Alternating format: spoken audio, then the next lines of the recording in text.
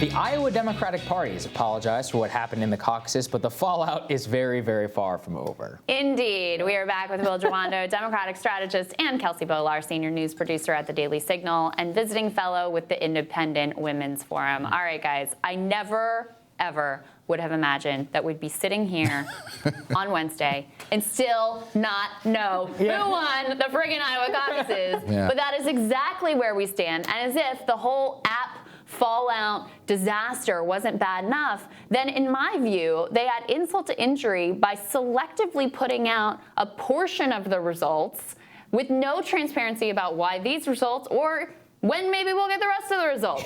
Let's take a listen to what Troy Price, who's the head of the Democratic Party in Iowa, had to say yesterday. Not for long. We have said all along that we were going to make these caucuses the most transparent possible. This year, we're reporting out more data than we ever have reported before. And in addition to that, we have paper trails that we've never had before. And so we're going to take the time we need to verify these results. But these results are being based off what happened in the precincts last night. All right. Now, Will, you know there's not a lot of trust between the Sanders movement and the Democratic Party, and the feeling is very mutual. But why? So when you already have, right, a poll that shows him doing well that gets spiked by Pete's campaign, and then this app that happens to have ties to Pete, and it crashes, and it's a mess, and then rather than waiting to get all of the results, they put out a portion of the results. You can imagine that people feel like they are getting a raw deal. It just any sort of trust that may have been built over the past couple of years between the party establishment and the Sanders movement, which is very energized, very large within the Democratic Party, has just been completely destroyed. It has, and it doesn't help those fractions at all. You know, my biggest fear is that I don't want to get to a convention where we have people walking off the floor like there's no way I'm supporting, which is what, you know, I was riding the train with a whole bunch of Bernie supporters, like, no way I'm voting for Hillary. And I knew right then we were in serious trouble. And these things don't help. I mean, Robbie Mook, talk about failing up with this app.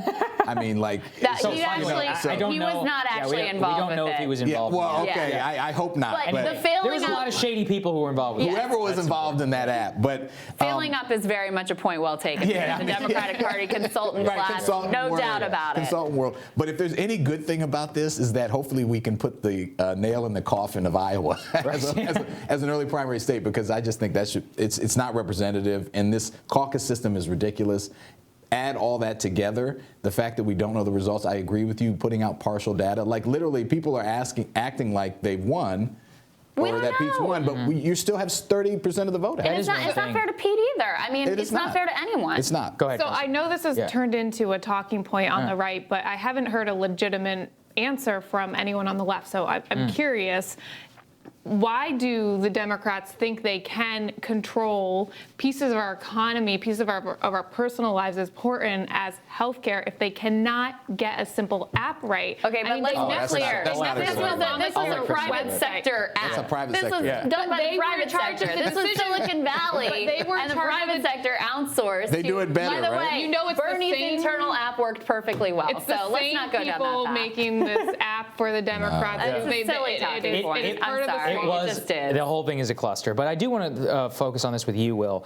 You were on the Obama campaign in 2008. If this had happened, I don't think Barack Obama would be president. He wouldn't have the media bump that he deserved. And so from that perspective, I mean, just talk about that. How important was Iowa? That win, I mean, being able to pull that off, that was something that it's hundreds of millions of dollars and energy and all of that was spent. And to have these people robbed of that, it's very disappointing. I agree. It's a moment. It's you know, Iowa. It's like you get out, you eat the corn dog, you do all this work, hundreds of people on the ground, you invest all this money and time, and you don't get to have that clear winning moment. It's not fair. Whoever won, whether it's Bernie, whether it ends up being Pete, that they're robbed of that, and it was a huge mess up for our party. It's a horrible way to start the primary season. They also robbed themselves of it to an extent with impeachment this week. I think that's right. A very anticlimactic ending to it, and with the State of the Union address. Kelsey, that's one thing I want to get into, and we talked about it earlier. I think that one of the reasons, turnout in the Iowa caucuses was actually not high. It was the exact same